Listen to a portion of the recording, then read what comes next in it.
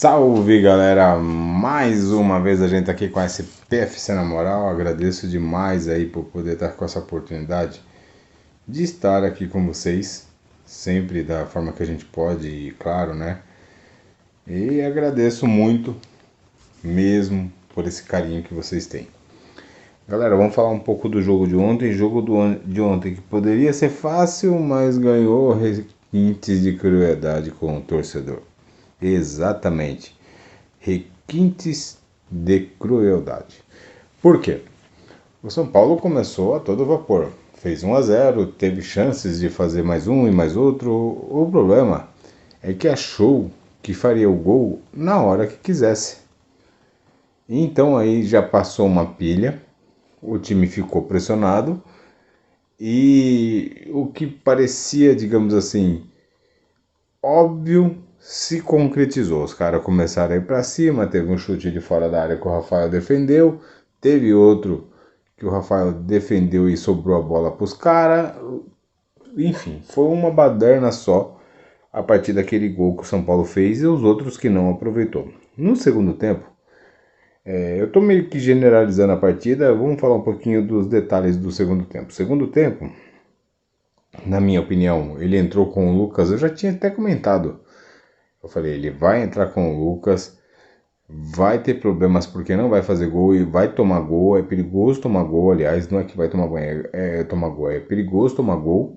E tomou, aí ele resolveu colocar o Ferreirinha. O Crespo tá errado, o Crespo é ruim? Não. Ele tem umas convicções difíceis de entender. Na minha opinião, não sei se vocês concordam, colocasse os três no primeiro tempo, lá para metade do segundo tempo, tiraria o Lucas, tiraria o Ferreirinha, ou os dois e colocaria outro para poder dar um gás novo para os moleques lerem melhor o jogo, e assim já estaria com o resultado garantido. O que ele fez? O contrário, São Paulo tomou o gol, não conseguiu buscar o segundo gol para não ir para os pênaltis, mas aí assim, digamos assim, tem coisas que é para ser e acabou sendo, né? O São Paulo foi lá e se classificou nos pênaltis com o Rafael defendendo, ele chutando na trave e, enfim, se classificamos. Próximo adversário pode ser o Foguinho do RJ ou o LDU, que serão decididos amanhã. O jogo de volta será na casa da LDU e, digamos assim, 1-0, que foi o placar que o Foguinho venceu aqui. Vai para os pênaltis, 2-1 para os pênaltis, 3-2 para os pênaltis, e a partir de 2-0, 3-1 já é outra história e classificaria a LDU. Torço para a LDU por quê?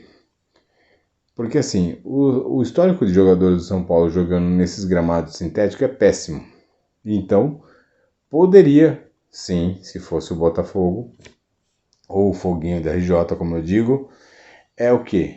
Poderia, sim, contundir, por exemplo, um dos principais jogadores de São Paulo, que é o Lucas, que acabou de voltar.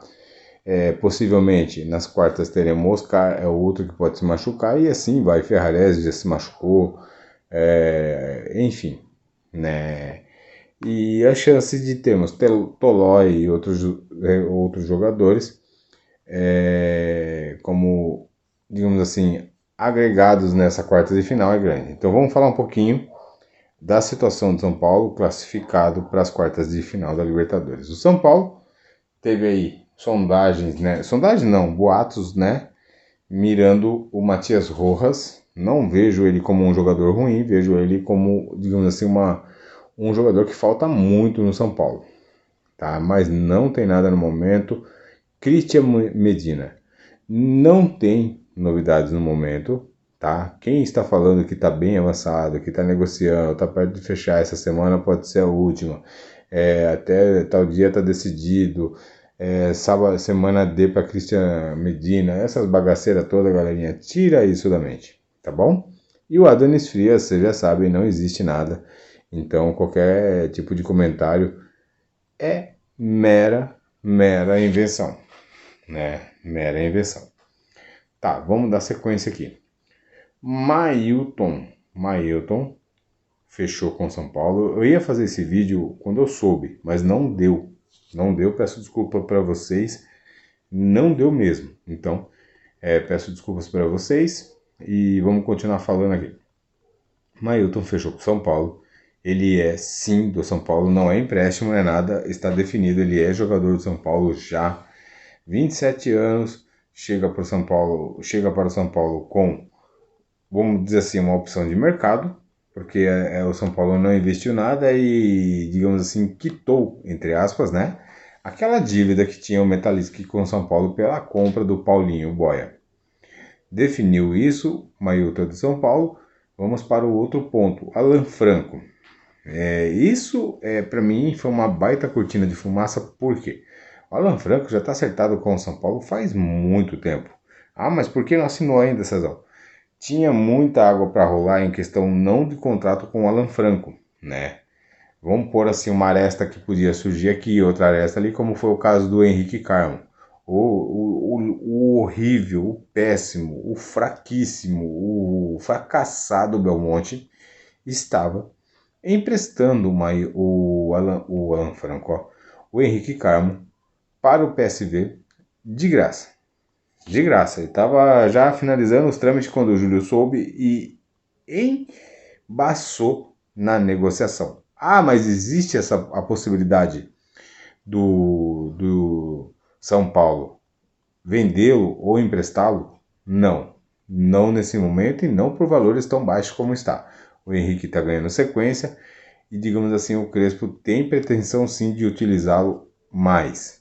Então é sim um nome, digamos assim, de permanência no São Paulo, digamos, hoje mais sólida do que antes, né? Se antes ele não tinha oportunidades, o projeto mudou e o foco agora está totalmente na evolução, né, do Henrique Carmo. Então o Belmonte ia queimando o jogador, né, de graça, e vamos saber qual era o benefício dele.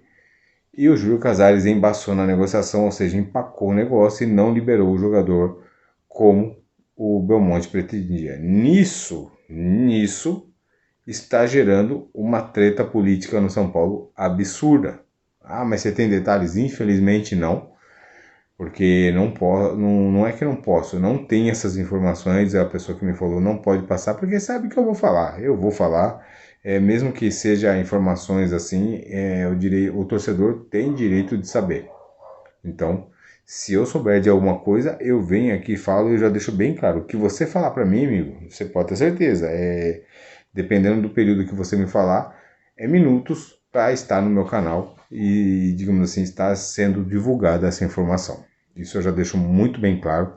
Então, a ideia do Belmonte era essa, e como foi embargada, o Júlio Casares e o Belmonte já não eram muitos amigos recentemente, né? Porque o Belmonte não queria demitir o Zubeldia e o Júlio Casares já estava de saco cheio porque a pressão estava toda na costa dele. É como eu falo para vocês, o Júlio Casares é santo? Não. Mas ele tem seus méritos, tá? Não estou defendendo, estou simplesmente dizendo para vocês alguns pontos, porque tem coisas que a gente vê, que é o Júlio Casares, a gente vê aquele horrível Belmonte, a gente vê o Chapecó, a gente vê Nelsinho, mas não vê o restante do Conselho do São Paulo, que estão lá escondidinhos. Pode ver, o Outen Ares, depois daquela cagada de ter bebido numa hamburgueria lá perto do Morumbis e feito o que fez, sumiu, não apareceu mais na mídia, por quê? Para não ser lembrado. Enfim, é isso, galera. Estamos classificados e vamos torcer amanhã, seja quem for e quem vier, que o São Paulo mais uma vez jogue bem e atropele, né? Sem pênalti, porque não dá não. E assim, esse vídeo também não tem o nome, em nome do senhorzinho que foi assistir com o filho dele ontem o jogo, e ele tinha por volta de 70 e poucos anos. Não sei se foi devido à emoção, se foi devido ao estresse da partida, enfim.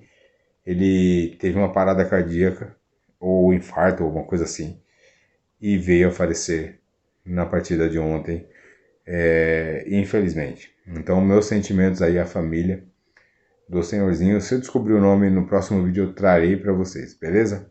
Tamo junto, Deus abençoe a todos e que Deus receba esse senhor com todo carinho e respeito, né, no céu. É isso, galerinha. Até o próximo vídeo, tamo junto e qualquer novidade volto a falar para vocês.